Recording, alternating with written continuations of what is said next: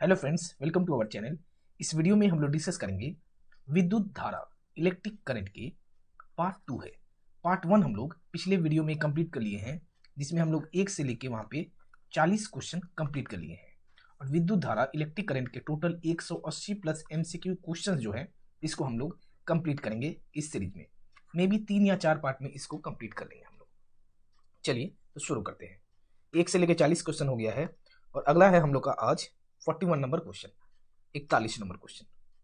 निम्नलिखित में से कौन सा सर्वश्रेष्ठ विद्युत रोधी है? इसका सही उत्तर है ऑप्शन बी, रुई जो है सर्वश्रेष्ठ विद्युत रोधी है। रुई जो है, और एवोनाइट, कास्ट तथा कागज से रुई अधिक विद्युत रोधी है, क्योंकि एवोनाइट कास्ट कागज को किसी अन्य पदार्थ से रगड़ने पर आवेश पैदा हो जाता है, परंतु रुई में नहीं होता है। रुई में जो है आवेश पैदा नहीं होता है, और तीनों जो बच गया इसको किसी अन्य पदार्थ में रगड़ने पर उसमें आवेश पैदा हो जाता है, मतलब कि चार्ज। आवेश हो गया, आवेश मतलब हो गया कि चार्ज पैदा हो जाता है, रुई में नहीं होता है। अगला क्वेश्चन, मेगर मापने के उपकरण क्या है? तो इसका सही उत्तर है ऑप्शन बी, इंसुलेशन प्रतिरोध। मेगर इंसुलेशन प्रतिरोध को मापने का एक उपकरण है। मेगर द्वारा बहुत अधिक प्रतिरोध के मापन के लिए उपयोग में लाया जाता है। For to measure high resistance, बहुत अधिक प्रतिरोध को मापने के लिए मेगर का उपयोग किया जाता है। अगला क्वेश्चन, एमीटर का प्रतिरोध शंट के प्रतिरोध की अपेक्षा क्या होती है? तो इसका सही उत्तर ऑप्शन ए, अधिक होती है। एमीटर का प्रतिरोध शंट की अपेक्षा अधिक होती है। दोस्तों, ये सब जो क्वेश्चन है ये complete based on NCERT and previous year question पे ये सब आधारित है। प्रीवियस ईयर जितने भी, जैसे railway, SSC, BPSC, JPSC, Bihar police, जितने भी प्रीवियस ईयर जो आए हुए क्वेश्चन है उस पे ये क्वेश्चन सब बेस्ड है। अगला क्वेश्चन देखते हैं, विद्युत बल्ब में तंतु फिलामेंट किसका बना होता है? किसमें? तो विद्युत बल्ब में। इसका सही उत्तर ऑप्शन डी, टंगस्टन का। विद्युत बल्ब में जो तंतु है वह टंगस्टन धातु का बना होता है, क्योंकि इसका गलनांक अत्यधिक होता है, इसका प्रतिरोध भी उच्च होता है। इसका जो गलनांक है वो अधिक होता है और इसका प्रतिरोध, रेजिस्टेंस जो है वो भी इसमें उच्च होता है। गलनांक कितना होता है? तो करीब करीब ये लगभग होता है 3500 डिग्री सेल्सियस। नेक्स्ट क्वेश्चन है, सामान्यतः नाइक्रोम का उपयोग किस में होता है? इसका सही उत्तर ऑप्शन बी, ऊष्मक की कुंडली में। नाइक्रोम का उपयोग ऊष्मक की कुंडली में, मतलब हीटर में यहाँ पे होता है। नाइक्रोम धातु का प्रतिरोध उच्च एवं गलनांक भी उच्च होता है। अगला क्वेश्चन 46 नंबर, घरों में लगे बिजली के मीटर विद्युत के व्यय को रिकॉर्ड करते हैं। किस में करते हैं रिकॉर्ड? तो इसका सही उत्तर है ऑप्शन सी, किलोवाट यूनिट में। हम लोग इसको पहले भी डिस्कस किए हैं कि घरों में लगे बिजली के मीटर विद्युत के व्यय को रिकॉर्ड हम लोग किलोवाट आवर, KWH जो है, KWH किलोवाट आवर इसका फुल फॉर्म होता है, में करते हैं। किलोवाट घंटा इसको हिंदी में बोलते हैं, और वाट घंटा या वाट आवर ऊर्जा का इकाई है। यह किसका इकाई है? तो यह जो है यह ऊर्जा का इकाई है। दोस्तों, इसका कंप्लीट PDF के लिए वीडियो को डिस्क्रिप्शन के नीचे इसका लिंक दे दिया गया है, आप वहां से जाइए और इसको डाउनलोड कर लीजिए। और ये हमारा व्हाट्सअप ग्रुप है 8622904250। किसी भी PDF या अपडेट के लिए आप हमें व्हाट्सअप करें। हमारा टेलीग्राम चैनल है MG मनीष गुरु करके, आप इसको ज्वाइन कीजिए, और फेसबुक पेज है MG मनीष गुरु करके, आप इसको लाइक या फॉलो कीजिए किसी भी अपडेट या PDF के लिए। अगला क्वेश्चन है, धारा एक, हम लोग यहाँ पे 46 कंप्लीट कर लिए हैं। 47 नंबर क्वेश्चन है, धारा एक धात्विक कंडक्टर के जरिए जिसका अनुप्रस्थ काट क्षेत्र धारा की दिशा में बढ़ जाता है प्रवाहित होती है। यदि हम इस दिशा में अग्रसर हो तो क्या घट जाएगा? इसका सही उत्तर ऑप्शन डी, अपवाह वेग बढ़ जाएगा। क्या होगा? अपवाह वेग जो है वह बढ़ जाएगा। धारा एक धात्विक कंडक्टर के जरिए जिसका अनुप्रस्थ काट क्षेत्र धारा की दिशा में बढ़ जाता है और प्रवाहित होती है, यदि हम इस दिशा में अग्रसर हो तो अपवाह वेग क्या होगा? बढ़ जाएगा। नेक्स्ट क्वेश्चन है, एक धातु के तार में विद्युत का प्रवाह है, क्या कारण है इसका? ये बहुत बेसिक क्वेश्चन है। इसका सही उत्तर है ऑप्शन ए, इलेक्ट्रॉन के कारण। एक धातु के तार में विद्युत का प्रवाह इलेक्ट्रॉन के कारण होता है, और धातु में मुक्त इलेक्ट्रॉन होते हैं जो विद्युत के चालन में सहायता करते हैं। मुक्त इलेक्ट्रॉन मतलब कि फ्री इलेक्ट्रॉन जो है वो धातु में होते हैं। अगला क्वेश्चन है, टेलीफोन लाइन में प्रवाहित ऊर्जा कौन सी होती है? टेलीफोन लाइन में, इसका सही उत्तर ऑप्शन बी, विद्युत ऊर्जा। टेलीफोन में प्रवाहित ऊर्जा विद्युत ऊर्जा है। टेलीफोन का सिद्धांत विद्युत चुंबकीय प्रेरणा पर आधारित है। किस पे है? इसका जो सिद्धांत है विद्युत चुंबकीय प्रेरणा पर। अगला क्वेश्चन है, शुष्क सेल में किस तरह की ऊर्जा निहित होती है? तो इसका सही उत्तर है ऑप्शन सी, रासायनिक ऊर्जा। शुष्क सेल में रासायनिक ऊर्जा होती है, और शुष्क सेल का लगातार प्रयोग करने पर धारा का प्रवाह नहीं हो पाता, अतः परिपथ में शुष्क सेल का प्रयोग रुक रुक कर करना चाहिए। अगला क्वेश्चन है, निम्नांकित में कौन सा परिवर्तन रासायनिक नहीं है? इसका सही उत्तर है ऑप्शन बी, पानी का भाप में बदलना। कौन सा परिवर्तन बताना है कि रासायनिक नहीं है? पानी का भाप में बदलना। तो यह क्या है? यह है भौतिकी परिवर्तन, फिजिकल चेंज। भौतिकी परिवर्तन जो है यह है पानी का भाप में बदलना। और तीनों जो बच गया, लोहे में जंग लगना, दूध से दही बनना, कोयले का जलना, ये तीनों क्या है? तो ये तीनों है रासायनिक परिवर्तन। रासायनिक परिवर्तन किसे कहते हैं? रासायनिक परिवर्तन वैसा परिवर्तन है जिसमें किसी पदार्थ के रूप, रंग या गुण हमेशा के लिए बदल जाते हैं, अर्थात नए पदार्थ का निर्माण हो जाता है। ऐसे परिवर्तन को हम लोग रासायनिक परिवर्तन कहते हैं। अगला क्वेश्चन है, धारा को मापने का मापक विदित है, क्या है? इसका सही उत्तर है ऑप्शन डी, एमपी। धारा को एमपी मतलब कि एमपी को हम लोग धारा मापी द्वारा मापा जाता है। एमपी के स्थान पे धारा मापी भी लिखा जा सकता है, धारा मापी द्वारा मापा जाता है। ऑप्शन नंबर डी इसका सही उत्तर है। विद्युत आवेश के गति या प्रवाह होने पर उसे विद्युत धारा कहते हैं, और इसकी एसआई मात्रक क्या है? धारा का एसआई मात्रक है, एसआई मात्रक एम्पियर है। ये भी क्वेश्चंस बहुत बार पूछे गए हैं कि धारा की एसआई मात्रक क्या है? तो एम्पियर है। I equal to Q by T. अगला क्वेश्चन है, मतलब हो गया धारा बराबर आवेश, क्यू यहाँ पे है आवेश, चार्ज है, और टी है यहाँ पे समय, और आई है धारा। अगला क्वेश्चन, क्रमशः 3 ओम व 6 ओम के दो प्रतिरोध सीरीज में 18 वोल्ट की बैटरी जुड़े हैं। इस सर्किट से गुजरने वाली धारा क्या होगी? इसको सॉल्व करना पड़ेगा। धारा बराबर, अभी एक और फॉर्मूला है, देखिए धारा बराबर होता है आई है धारा, I equal to V by R. 3 ohm और 6 ओम जो दो प्रतिरोध है वह सीरीज में है। सीरीज मतलब कि, तो यहां से अगर हम निकालेंगे तो R equal to R one plus R two. R one है, ये है आर वन 3 ओम, और आर टू है 6 ओम। 3 प्लस 6, आर कितना आ जाएगा? 9 ओम आ जाएगा आर। और यहाँ पे वोल्ट कितना दिया है? 18 वोल्ट दिया है। तो 18 बाई 9, 9 दूनी 18, मतलब आ जाएगा 2 एम्पियर। आंसर आ जाएगा इसका 2 एम्पियर। कौन सा है? ऑप्शन नंबर ए इसका सही उत्तर है, 2 एम्पियर। ये जो है धारा, इसको हम लोग आई से डिनोट करते हैं।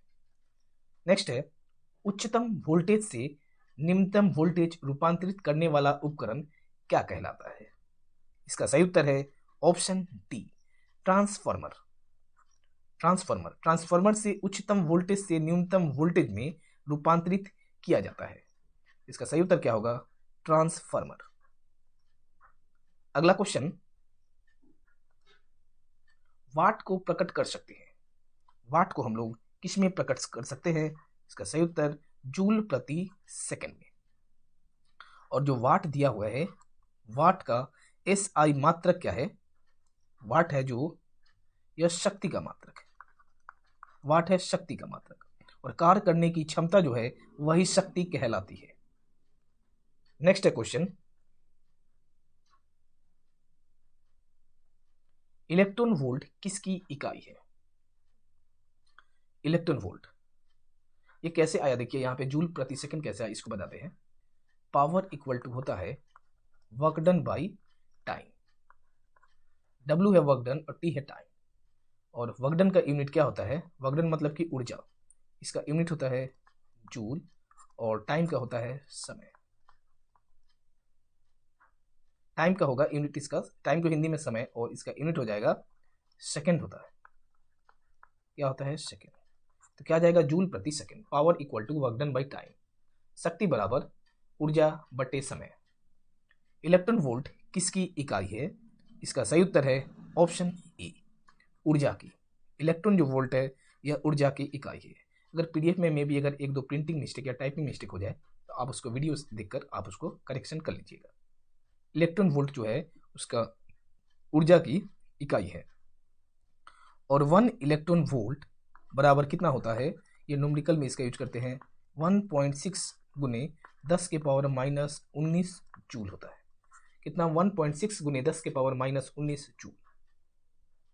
अगला क्वेश्चन, करंट ले जाने वाले दो समांतर तारों के बीच का बल किसकी परिभाषा के लिए प्रयुक्त होता है?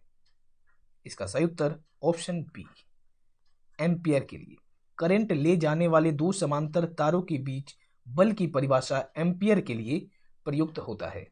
किसके लिए? एम्पियर के लिए। ऑप्शन बी इसका सही उत्तर है। नेक्स्ट है 58 नंबर क्वेश्चन 58, ये न्यूमेरिकल है।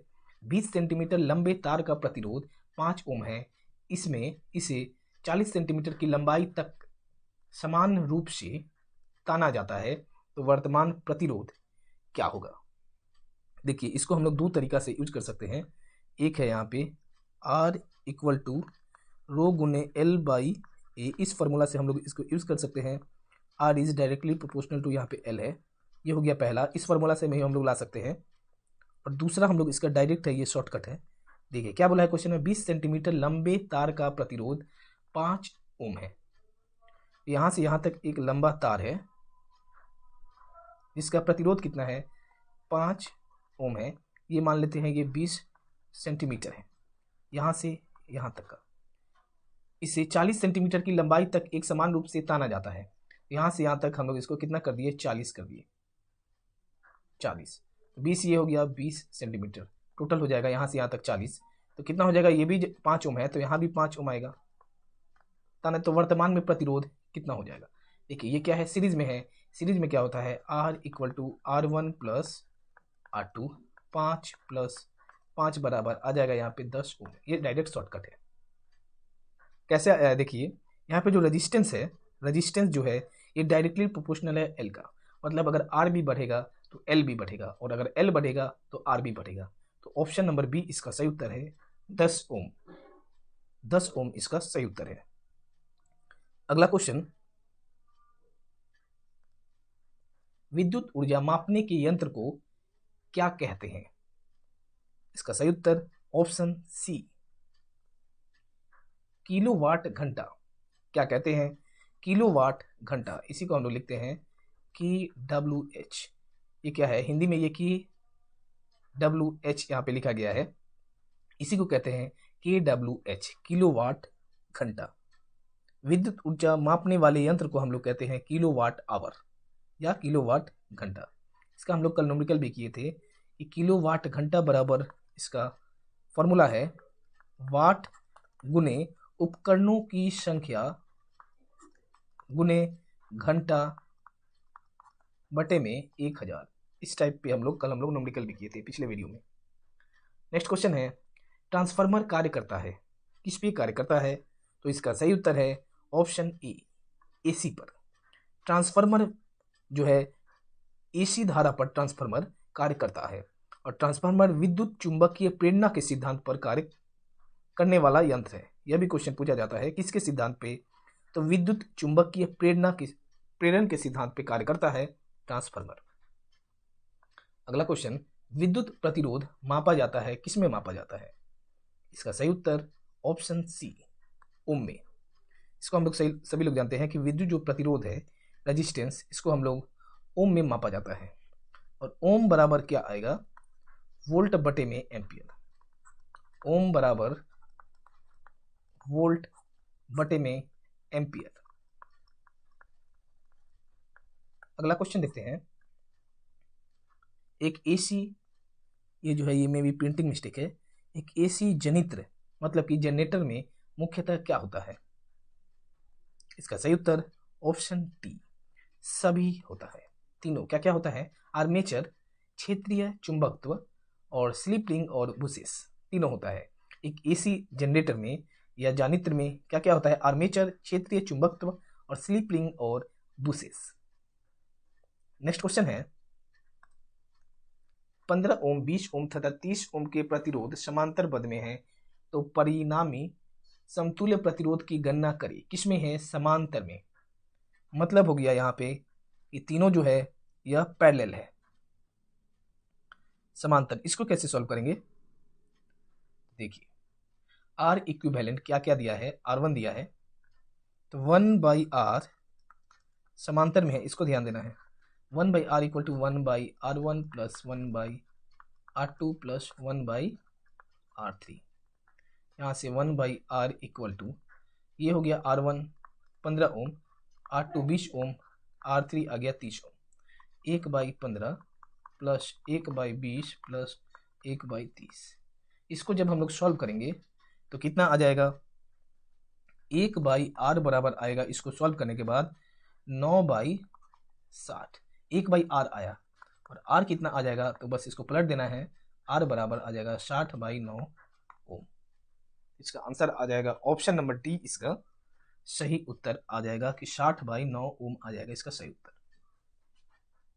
नेक्स्ट है क्वेश्चन, इसको वीडियो को पॉज कीजिए और इसको खुद से सॉल्व कीजिए, तो फिर ज़्यादा प्रैक्टिस होगा। अगला है, दो प्रतिरोधक जब श्रेणी क्रम में संयोजन किए जाते हैं तो 50 ओम मान का प्रतिरोध प्रदान करते हैं। जब उन्हें समांतर क्रम में जोड़ते हैं तो 8 ओम मान का प्रतिरोध प्रदान करते हैं। तो इस हिसाब से निकालना होगा। इसको हम लोग डायरेक्टली ऑप्शन वाइज हम लोग इसको पिक करेंगे। कैसे करेंगे, देखिए कुल दिया है यहाँ पे कितना है, 50 ओम। कब है, जब श्रेणी क्रम में मतलब कि सीरीज में है, और जब उन्हें समांतर मतलब पैरेलल में है तो कितना आ जाएगा, 8 ओम आ जाएगा। यहाँ पे हमको निकालना है इसका कि R1 और R2 का वैल्यू निकालना है।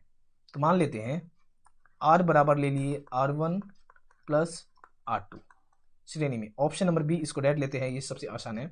R1 ले लेते हैं, यहाँ पे मान लेते हैं 10, यहाँ पे देखिए बी नंबर में दिया है, और तथा R2 ले लेते हैं 40। 10-40 को जोड़ेंगे तो 50 ओम आ जाएगा, क्योंकि देखिए यहाँ पे पहला में 50 है। उसके बाद है जब हम लोग इसको समांतर में करेंगे, 1/R बराबर 1/R1 प्लस 1/R2। तो यहाँ भी समांतर में क्या आना चाहिए, 8 ओम आना चाहिए। तो 1/R बराबर 1/10 ले लेंगे प्लस 1/40। जब इसको हम लोग सॉल्व करेंगे तो कितना आ गया, 1/R बराबर 1/8। तो R बराबर आ गया 8 ओम। तो हमारा यहाँ से सटीक हो गया कि R1 हो गया 10 ओम और R2 हो गया 40 ओम। तो ऑप्शन नंबर बी इसका सही उत्तर आ जाएगा। R1 आ जाएगा 10 ओम तथा R2 जो है इसका आ जाएगा 40 ओम। ये सभी को आप वीडियो को पॉज कीजिए, खुद से सॉल्व कीजिए, तो ये ज़्यादा समझ में आएगा। अगला क्वेश्चन है, दो समान प्रतिरोध को समांतर क्रम में एक बैटरी के साथ जोड़ा जाता है। जब समान प्रतिरोध को एक श्रृंखला में जोड़ा जाता है तो परिणामी शक्ति क्या होगा। इसका डायरेक्ट आप इसका आंसर याद कर सकते हैं। ऑप्शन नंबर सी P/4 आ जाएगा इसका सही उत्तर।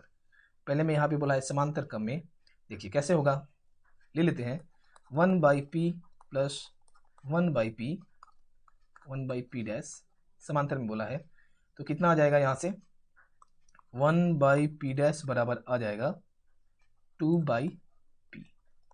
तो P डैश के लिए बस उल्टा कर देंगे तो आ जाएगा P/2। उसके बाद P डैश आ गया P/2। P डबल डैश बराबर अब यहाँ से क्या करेंगे 1/P/2 प्लस 1/P/2। 2 चल जाएगा ऊपर,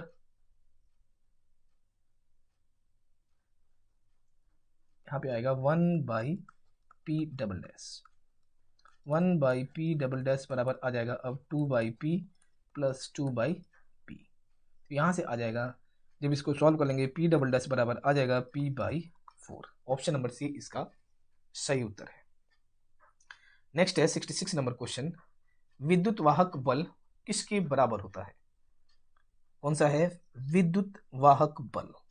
इसका सही उत्तर ऑप्शन सी, ऊर्जा प्रति यूनिट आवेश के बराबर होता है विद्युत वाहक बल। इसी को हम लोग कहते हैं, विद्युत वाहक बल को ही हम लोग कहते हैं EMF, इलेक्ट्रोमैग्नेटिक फोर्स। और इसका SI मात्रक क्या है? इसका SI मात्रक है वोल्ट। EMF बराबर U/Q। U जो है ये है विद्युत ऊर्जा, और यहाँ पे है Q है आवेश। अगला क्वेश्चन, नेक्स्ट क्वेश्चन है, प्रेरित विद्युत वाहक बल की दिशा ऐसी है कि वह उसके कारण का विरोध करती है। यह कथन किसका है? इसका हम लोग पिछले वीडियो में भी डिस्कस किए हैं। ऑप्शन नंबर बी इसका सही उत्तर है। यह लेंजिस के नियम पे है, लेंजिस लॉ। लेंस का जो नियम है यह ऊर्जा संरक्षण के सिद्धांत पे कार्य करता है। ये भी क्वेश्चंस आते हैं कि लेंस जो लॉ है ये किसके सिद्धांत पे? तो ये ऊर्जा संरक्षण के सिद्धांत पे कार्य करते हैं। अगला क्वेश्चन, चालक का विशिष्ट प्रतिरोध किस पर निर्भर करता है? इसका सही उत्तर ऑप्शन डी, तापमान तथा चालक की प्रकृति पे। चालक का विशिष्ट प्रतिरोध जो है तापमान तथा चालक की प्रकृति पर निर्भर करता है। और विशिष्ट प्रतिरोध बराबर आ जाएगा R×A/L। इसका यूनिट आता है ओम मीटर। अगला क्वेश्चन, विद्युत तीव्रता किसका मात्रक है? विद्युत तीव्रता का मात्रक क्या है? इसका सही उत्तर ऑप्शन ए, न्यूटन प्रति कूलम। यहां से जो आता है F = QE, E बराबर आता है F/Q। F का हो गया न्यूटन और Q जो हो गया यह हो गया कूलम।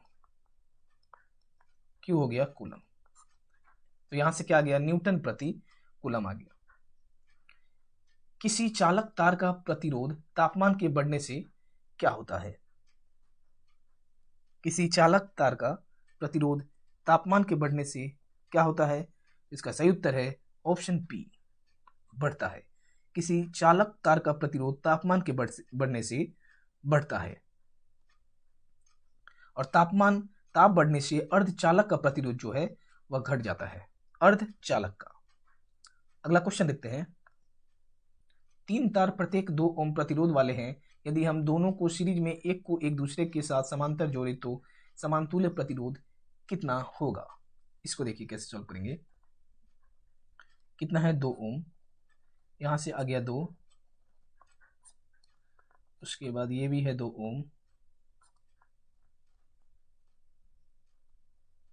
ये हमारा आ गया P, और यहाँ पे आ गया Q। ये है 2 ओम, ये भी है 2 ओम, और ये भी है 2 ओम। तो इसको सॉल्व करेंगे कैसे? देखिए 2 आ जाएगा यहाँ पे। कितना आ जाएगा? 2 यहाँ पे आ जाएगा। तो ये जो है पैरेलल में है। सबसे पहले इसको निकालेंगे, तो 1/2 प्लस 1/2 कितना आ जाएगा? तो आ जाएगा 1 ओम। इसको देखिए 1 ओम आ जाएगा। तो यहाँ से हमारा P कितना आ रहा है? ये है हमारा 2 ओम। और इसको जब सॉल्व करेंगे, ये वाला सर्किट को जब हम लोग सॉल्व करेंगे, देखिए तो कितना आ जाएगा? यहाँ पे ये आ गया P, यहाँ पे आ गया Q, ये है 2 ओम, और ये आ जाएगा हमारा 1 ओम। टोटल यहाँ पे आ जाएगा 2 + 1 आ जाएगा 3 ओम। ऑप्शन नंबर डी इसका सही उत्तर है, 3 ओम आ जाएगा इसका, 3 ओम। अगला क्वेश्चन देखते हैं। 1 मिनट थोड़ा सा रुकिएगा।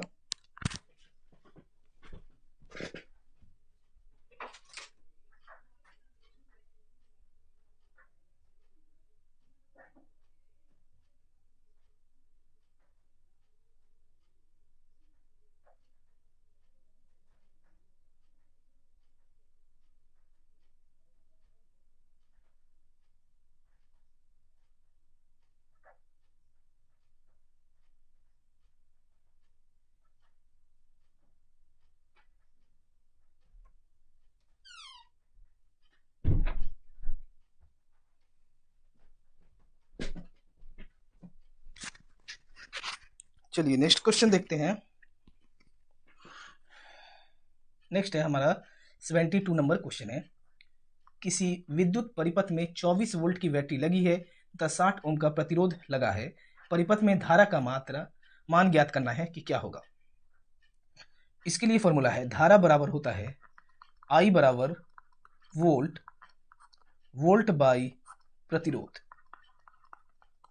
बस यहाँ पे वैल्यू पुट कर देंगे।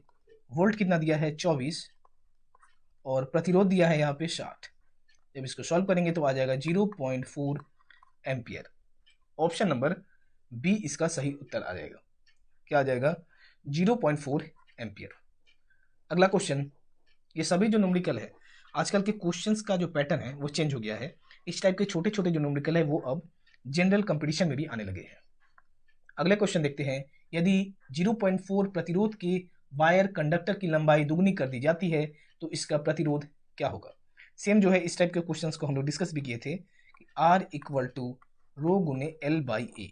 यहाँ से क्या गया, R is directly proportional to L। अगर प्रतिरोध बढ़ेगा तो लंबाई भी बढ़ेगा और प्रतिरोध घटेगा तो उसका लंबाई भी घटेगा। क्या दिया है, यदि 0.4 प्रतिरोध के वायर कंडक्टर की लंबाई दुगनी कर दी जाए। जैसे यहाँ से यहाँ तक कितना है, L ले लेते हैं, यहाँ से यहाँ तक है 0.4 m।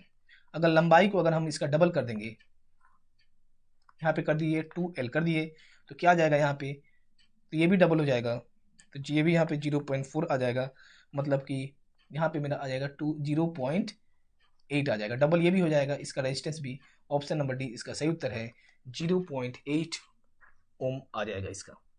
ये सिंपल है कि अगर लंबाई है 0.4 ओम और इसका 2L कर देंगे तो 0.8 ओम आ जाएगा। अगला क्वेश्चन, फ्लेमिंग के बाएं हाथ के नियम का उपयोग किसे ज्ञात करने के लिए किया जाता है। इसका सही उत्तर है ऑप्शन सी, चुंबकीय क्षेत्र में चालक ले जाने वाली धारा की गति की। फ्लेमिंग के बाएं हाथ का नियम, विद्युत क्षेत्र में यदि कोई चालक गतिमान है तो उसमें धारा की दिशा ज्ञात करने के लिए होता है। अगला क्वेश्चन, ये सभी जो है ये डायरेक्ट स्टेटमेंट जो है ये एग्जाम बेस्ड क्वेश्चन है। अगला है, यदि विद्युत प्रवाह व वोल्टेज 90 डिग्री से फेज के बाहर है तो पावर क्या होगा। देखिए P equal to power equal to VI cos phi होता है, और कितना दे दिया है, फाई बराबर दे दिया है 90 डिग्री, तो कितना आ जाएगा, cos 90 डिग्री बराबर होता है 0। तो जब यहाँ पे आ गया VI गुने 0 तो पावर इक्वल टू हो जाएगा 0। क्या होगा, ऑप्शन नंबर डी इसका सही उत्तर है, पावर जो है वह 0 हो जाएगा। अगला क्वेश्चन, ओम का नियम निम्न में से किसके बारे में सही है।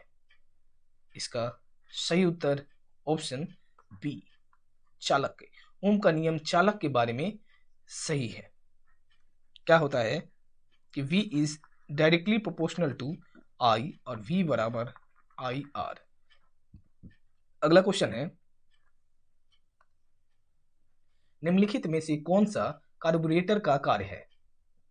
कार्बोरेटर का इसमें कार्य बताना है। इसका सही उत्तर ऑप्शन डी, यह पेट्रोल के साथ हवा को मिश्रित करके ठंडी भाप देती है। कार्बोरेटर जो है पेट्रोल के साथ हवा को मिश्रित करके ठंडी भाप देने का कार्य करता है। नेक्स्ट है, एक ट्रांसफार्मर कार्य करता है। इसका सही उत्तर है ऑप्शन डी, चुंबकीय प्रेरण के सिद्धांत पे। हम लोग पिछले वीडियो नहीं, आज ही हम लोग इसको डिस्कस किए थे। 35-36 कितना नंबर क्वेश्चन था शायद, वो 68 था में भी। एक ट्रांसफार्मर जो है यह चुंबकीय प्रेरण के सिद्धांत पे कार्य करता है। अगला क्वेश्चन है, सौर सेल परिवर्तित करती है क्या चीज। तो इसका सही उत्तर है ऑप्शन बी, सौर ऊर्जा को विद्युत ऊर्जा में। सौर ऊर्जा को विद्युत ऊर्जा में सौर सेल परिवर्तित करता है। सौर ऊर्जा वह ऊर्जा है तो सीधे सूर्य से प्राप्त की जाती है, जो सीधे सूर्य से हम लोग प्राप्त करते हैं। 80 नंबर क्वेश्चन, तंतु प्रकार के प्रकाश बल में प्रयोग की गई अधिकांश विद्युत शक्ति प्रकट होती है किसकी रूप में। इसका सही उत्तर ऑप्शन ए, दृश्य प्रकाश के रूप में। तंतु प्रकार के प्रकाश बल में प्रयोग की गई अधिकांश विद्युत शक्ति दृश्य प्रकाश के रूप में प्रकट होती है।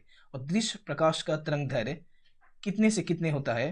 तो यह होता है 400, तरंग दैर्घ्य जो होता है 400 से लेके 780 नैनोमीटर। क्या हो गया? ये नैनो को हम लोग छोटा n से और मीटर को m से, 400 से लेके 780 नैनोमीटर। अगला क्वेश्चन, भारत के अधिकांश घरेलू उपकरण निम्नलिखित नियत विद्युत सप्लाई की आवृत्ति पर कार्य करता है। इसका सही उत्तर है ऑप्शन बी, 50 हर्ट्ज पर। भारत में 50 हर्ट्ज और यूएसए में जो है यह है 60 हर्ट्ज। और आवृत्ति जो है, आवृत्ति एसआई मात्रक हर्ट्ज का होता है। आवृत्ति एसआई मात्रक जो है वह हर्ट्ज का होता है। अगला क्वेश्चन, एक घर में 60 वाट के 5 लैंप और 75 वाट के 4 पंखे प्रतिदिन 6 घंटे उपयोग में लाए जाते हैं, तो 30 दिन के एक महीने में उपयोग की गई कुल यूनिट क्या होगा? क्या क्या है देखिए, इसको हम लोग 2 पार्ट में बांट देंगे। 60 वाट के 5 लैंप और 75 वाट के 4 पंखे, 6 घंटा, दोनों 6 घंटा चलता है। तो देखिए इसको कैसे करेंगे। सबसे पहले हम लोग लैंप का ले लेते हैं, फिर उसके बाद हम लोग पंखा का लेंगे। लैंप के लिए है कि 60 वाट के 5 लैंप प्रतिदिन 6 घंटे चलते हैं, तो एक दिन में क्या क्या होगा? 60 गुने 5 गुने 6, 6 क्या है? 6 घंटे के लिए। और 30 दिन में कितना हो जाएगा? इसमें बस 30 को हम लोग गुना कर देंगे, 30 गुने 60 गुने 5 गुने 6, इसको गुना करने पे आएगा 54,000 वाट। ठीक है, यह आ गया हमारा लैंप का। अब हम लोग देखेंगे कि 4 पंखे के बारे में बोला है, तो इसका भी एक दिन में सबसे पहले निकालेंगे। पंखे के लिए एक दिन में क्या आएगा? 75 गुने 4 गुने 6 घंटा करके, और इसको जब हम लोग 30 दिन का निकाल लेंगे, 30 दिन का पंखा के लिए, तो बस इसमें भी 30 से गुना कर देंगे, 30 गुने 75 गुने 6 गुने 4, इसको गुना करने पे कितना आ जाएगा? तो 54,000 वाट आ जाएगा, ये भी टोटल। तो हम मेरा कुल यूनिट कितना आ जाएगा? बस कुछ नहीं करना है, कुल यूनिट के लिए दोनों को जोड़ देंगे, 54,000 प्लस 54,000, दोनों को जोड़ेंगे तो कितना आ जाएगा? 108, 1,08,000 आ जाएगा, बटे में 1,000, 108 यूनिट इसका सही उत्तर आ जाएगा। यूनिट, ऑप्शन नंबर सी इसका सही उत्तर है। कुछ नहीं किए हैं, सबसे पहले इसमें लैंप का हम लोग निकाले हैं कि 30 दिन में जो है कितना वाट हो रहा है। तो 30 दिन में कितना हो जा रहा है? तो आ जा रहा है 60 गुने 5 गुने 6, और 30 के लिए 30 इसमें बस मल्टीप्लाई कर देंगे, 54,000 वाट आ जाएगा। उसके बाद पंखे के लिए आ जाएगा, इसमें भी 30 दिन के लिए 30 गुने 75 गुने 6 गुने 4, 4 पंखे हैं इसलिए 4, ये आ जाएगा 54,000 वाट। और दोनों को कुल यूनिट कितना आ जाएगा? तो 1,08,000, और इसमें हम लोग बस 1000 से भाग दे देंगे, 108 यूनिट इसका आंसर आ जाएगा। अगला क्वेश्चन है, सूचीबद्ध फोकस दूरियों वाले 4 लेंसों का प्रयोग एक सूक्ष्मदर्शी अभिदिशक के रूप में करने पर विचार किया जा रहा है। जो लेंस किसी निश्चित नेत्रि के साथ सर्वाधिक आवर्धन पैदा करेगा, उसका फोकस दूरी क्या होगा? तो इसका सही उत्तर आ जाएगा ऑप्शन ई, -5 मिलीमीटर। हम लोग जब अवतल लेंस की फोकस दूरी हमेशा ऋणात्मक होती है। किसका? अवतल लेंस का हमेशा होता है ऋणात्मक, और किसका होता है? अवतल का। और जब हम लोग उत्तल लेंस का जो फोकस दूरी होता है हमेशा यह क्या होता है? धनात्मक। अगला क्वेश्चन, किसमें परिवर्तन द्वारा पंखे की चाल में परिवर्तन हेतु रेगुलेटर का प्रबंधन किया जाता है? इसका सही उत्तर ऑप्शन ए, धारा में परिवर्तन द्वारा पंखे की चाल में परिवर्तन हेतु रेगुलेटर का प्रबंधन किया जाता है। रेगुलेटर जो है यह विद्युत धारा के परिणाम बढ़ाने एवं घटाने का कार्य करता है, और विभवांतर बराबर आ जाएगा विद्युत धारा गुने प्रतिरोध। यहां से भी बहुत सारे न्यूमेरिकल आते हैं। अगला क्वेश्चन 85 नंबर, जब दो प्रतिरोध R1 और R2 को समांतर क्रम में जोड़ा गया तो कुल तुल्य प्रतिरोध क्या होगा? इसको हम लोग कैसे सॉल्व करेंगे? देखिए किसमें है, समांतर में है, समांतर क्रम में है। तो समांतर के लिए क्या है, 1/r equal to 1/r1 plus 1/r2, मतलब पैरेलल में, मतलब 1/r इक्वल टू क्या आ जाएगा, तो ये आ जाएगा, डायरेक्ट आ जाएगा R1 R2 प्लस R1 लिख सकते हैं, और R1 गुने R2। इसके बाद हमारा यहाँ पे डायरेक्ट आ जाएगा R equal to R1 R2 by R1 plus R2। Option number इसका कौन सा सही है? तो ऑप्शन नंबर ए इसका सही उत्तर है। किस में है? ये समानांतर में है, और जब ये सीरीज में होगा तो सीधा R1 प्लस R2 हो जाएगा, श्रेणी क्रम में होगा तो R1 प्लस R2। अगला क्वेश्चन, वैद्युतिक ऊर्जा का व्यावसायिक मात्रक क्या है? इसका सही उत्तर ऑप्शन सी, किलोवाट घंटा, kWh। 1 किलोवाट आवर बराबर 1 किलोवाट आवर बराबर कितना जूल होता है? तो 3.6 गुने 10 के पावर 6 जूल। अगला क्वेश्चन, और इसी को हम लोग एक यूनिट भी कहते हैं, 1 किलोवाट मतलब एक यूनिट। अगला है, अग्निशामक शुष्क पाउडर में क्या होता है? इसका सही उत्तर ऑप्शन टी, बालू और सोडियम बाइकार्बोनेट। अग्निशामक शुष्क पाउडर में बालू और सोडियम बाइकार्बोनेट होता है। नेक्स्ट है, ऊष्मा को वैद्युत ऊर्जा में परिवर्तित करने के लिए किसका प्रयोग किया जाता है? इसका सही उत्तर ऑप्शन डी, थर्मोकपल का। थर्मोकपल का प्रयोग कर ऊष्मा का वैद्युत ऊर्जा में परिवर्तन किया जाता है, और थर्मोकपल को हम लोग क्या कहते हैं? ताप युग्म कहते हैं। थर्मोकपल को हम लोग कहते हैं ताप युग्म, ताप युग्म। नेक्स्ट है 89 नंबर क्वेश्चन, विद्युत फ्यूज में इस्तेमाल किया जाने वाला पदार्थ टीन और शीशा का एक मिश्र धातु होता है। इस मिश्र धातु में क्या होता है? इसका सही उत्तर है ऑप्शन ए, उच्च विशिष्ट प्रतिरोध एवं निम्न गलनांक होना चाहिए। क्या होना चाहिए? इसमें उच्च विशिष्ट प्रतिरोध एवं निम्न गलनांक होना चाहिए। नेक्स्ट है 90 नंबर क्वेश्चन, और आज का हमारा यहाँ पे लास्ट रखेंगे वरना वीडियो काफी लंबा हो जाएगा। एक मकान में दो बल्ब लगे हैं, उनमें से एक दूसरे से अधिक द्युतिमान है। इस संदर्भ में निम्नलिखित में से कौन सा कथन सही है? चलिए इसको सबसे पहले चारों स्टेटमेंट जो है, चारों ऑप्शन दिया है उसको पढ़ेंगे। क्या है? द्युतिमान बल्ब का प्रतिरोध अधिक है, यह गलत होगा। दोनों बल्बों का प्रतिरोध समान है, यह भी गलत है। और प्रकाश की दीप्ति प्रतिरोध पर निर्भर नहीं करता है, यह भी गलत है। मंद बल्ब का प्रतिरोध अधिक होता है, यह जो है यह ऑप्शन सही है। ऑप्शन नंबर बी इसका सही उत्तर है। एक मकान में दो बल्ब लगे हैं, उनमें से एक दूसरे से अधिक द्युतिमान है, तो मंद बल्ब का जो प्रतिरोध है वह अधिक होगा। यहाँ पे एक फॉर्मूला है P इक्वल टू V²/R। इसमें प्रतिरोध की अधिक होने पर चमक जो है वह कम होती है। अगर प्रतिरोध अधिक होगा तो इसका जो चमक है वह कम होगा। अगला क्वेश्चन, यहीं पे हम लोग इसको रहने देते हैं। आज 90 क्वेश्चन हम लोग इसमें हम लोग कंप्लीट कर लिए हैं। 180 प्लस क्वेश्चन में हम लोग इसका 90 क्वेश्चन हम लोग का कंप्लीट हो गया है, और बाकी का जो बचा क्वेश्चन है उसको हम लोग नेक्स्ट पार्ट में खत्म कर लेंगे। पार्ट 3 या पार्ट 4 हो सकता है, क्योंकि यहाँ पे काफ़ी वीडियो लंबा होते जा रहा है। चलिए ठीक है, तो किसी भी अपडेट के लिए हमारा व्हाट्सअप ग्रुप ज्वाइन कीजिए, टेलीग्राम को ज्वाइन कीजिए, और फेसबुक को भी ज्वाइन कर लीजिए। अगर आप किसी भी गवर्नमेंट एग्जाम की तैयारी करते हैं, CET, railway, SSC, UPSC, BPSC, JPSC या किसी भी स्टेट गवर्नमेंट एग्जाम की, तो हमारे चैनल से जुड़िए और हमारे चैनल को सब्सक्राइब करिए। और पीडीएफ जो दिया गया है, वीडियो के डिस्क्रिप्शन के नीचे पीडीएफ दे दिया गया है, आप वहाँ से इसको कंप्लीट डाउनलोड कर सकते हैं। अगर आपको हमारा यह वीडियो अच्छा लगा या जरा सा भी हेल्पफुल लगा तो हमारे चैनल को सब्सक्राइब करें। मिलते हैं अगले वीडियो में, धन्यवाद।